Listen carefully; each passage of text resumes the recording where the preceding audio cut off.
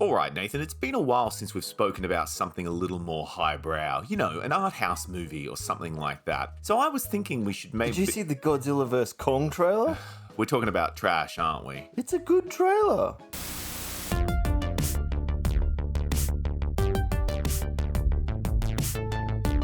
So a lot of our viewers might have noticed that recently a trailer for the upcoming film Godzilla vs. Kong was released, which, in true trash video fashion, is a confusing sequel as it's technically the fourth American Godzilla film, but a sequel only to the second and third ones? Yeah, that's only if you count the Roland Emmerich one. Well, technically it's canon to the original Japanese production company that created Godzilla, but they don't count that Godzilla as the real Godzilla. Yeah, it's just a giant lizard. Yeah, a lizard named Zilla, who has been erroneously categorized as Godzilla by the Americans. And they certainly show us what they think about Zilla in Godzilla Final Wars, when the American lizard comes up against the original Japanese Titan. Beats the crap out of it.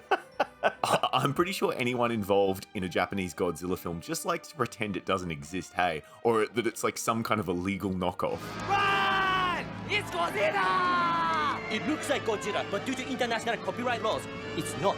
Still, we should run like it is Godzilla! Though it isn't. But anyway, this new film, Godzilla vs. Kong, is a sequel to the 2014 American film and its 2019 follow-up, King of the Monsters. But it's also technically a sequel to Kong Skull Island, which is a King Kong reboot, I think? Or maybe it's a sequel to the original, or maybe even one of the many remakes? Who knows? Yeah, there's a lot of Kong films out there. When you start digging in that hole, there's a lot. Yeah, 100%, and some of them are pretty damn weird. I am Kong's shaman. She's got a point. Yeah, well, I'm Kong's brother. Family comes first. One eternity later. Now come with me. It's your responsibility.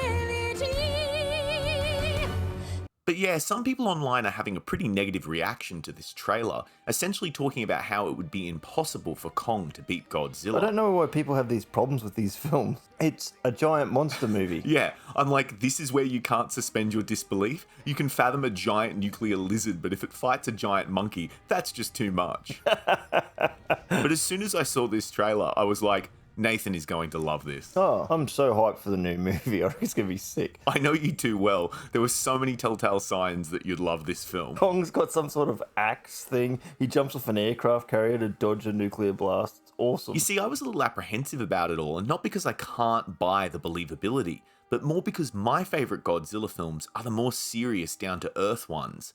But then I had to remember something. For the most part, the Godzilla films are overwhelmingly far from very serious.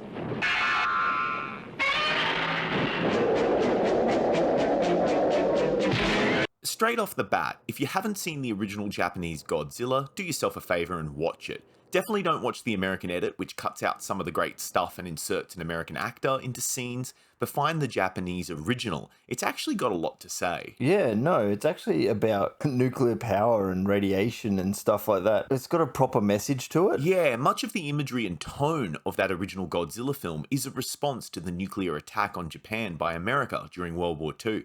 And it's actually a really scary film, even more so due to the black and white cinematography. Yeah, and the sound of Godzilla is actually a terrifying scream. Oh, totally. It reminds me of an air raid siren from hell.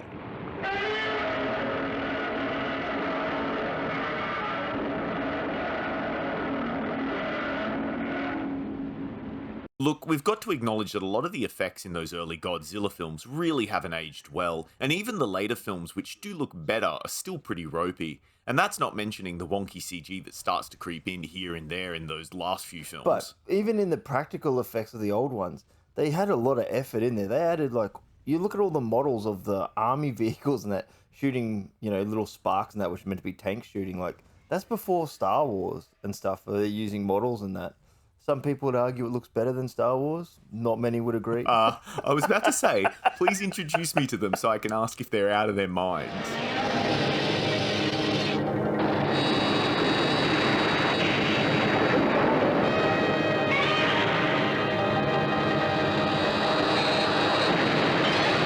And we also should probably say that many times these older Godzilla films are mostly just people standing around in rooms. Yeah, in a war room. It's always a war room. Interestingly, my favourite Godzilla film, Shin Godzilla, which is the latest one to be made in Japan, Oh, Shin Godzilla is sick. actually embraces this trope of people just standing or sitting around in rooms talking about the monster, but it uses it as a way to critique the function of Japanese bureaucracy and how it can often get in the way of action. So in that sense, it's almost kind of like a meta critique of the films as well as a critique of the culture from which the film emerged.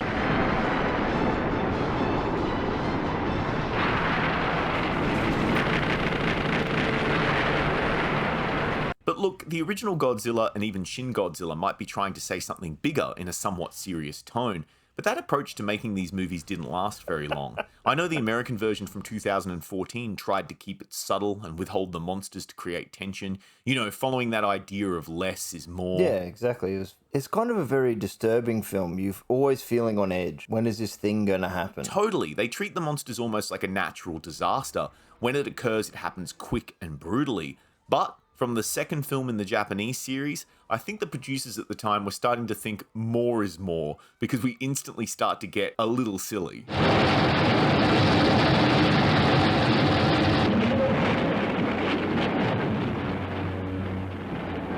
So, from the second film on, up until the series reboot in 1984 with the return of Godzilla, most of these films were defined by some pretty ludicrous fight scenes between giant monsters. Oh, they're epic.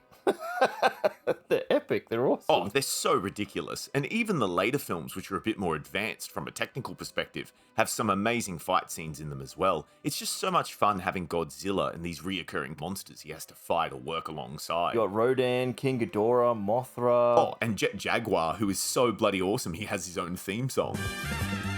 Jet Jaga, Jet Jaga, 僕らの Jaga. But I think some of the most ridiculous action occurs in the third Japanese Godzilla film, which is, just like our upcoming third American film, a monster movie mashup featuring King Kong and his distinct fighting abilities. Kong's ability is throwing rocks. Great tactics, but that's not all he has, is it, Nathan? Kong jams a tree down Godzilla's throat. That's his secret attack, I suppose, making Godzilla deep throat a tree.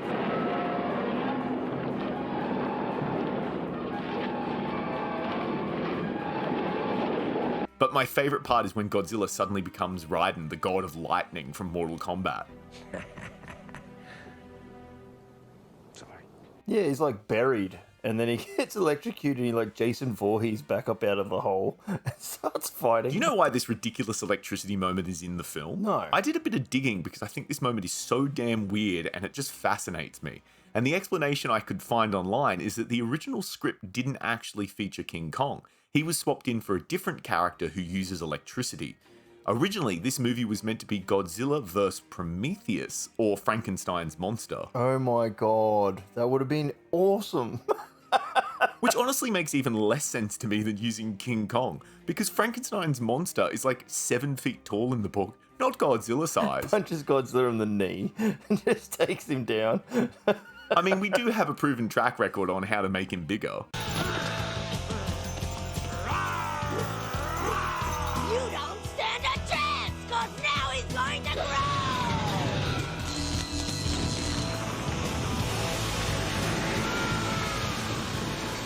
We need Megazord power now! But anyway, there's a lot of background shenanigans on how this change from Frankenstein's monster to King Kong came about, but let's just say the production company behind Godzilla didn't abandon the idea entirely, and they actually ended up making their Frankenstein's monster movie with Frankenstein Conquers the World, otherwise known as Frankenstein vs. Underground Monster Baragon.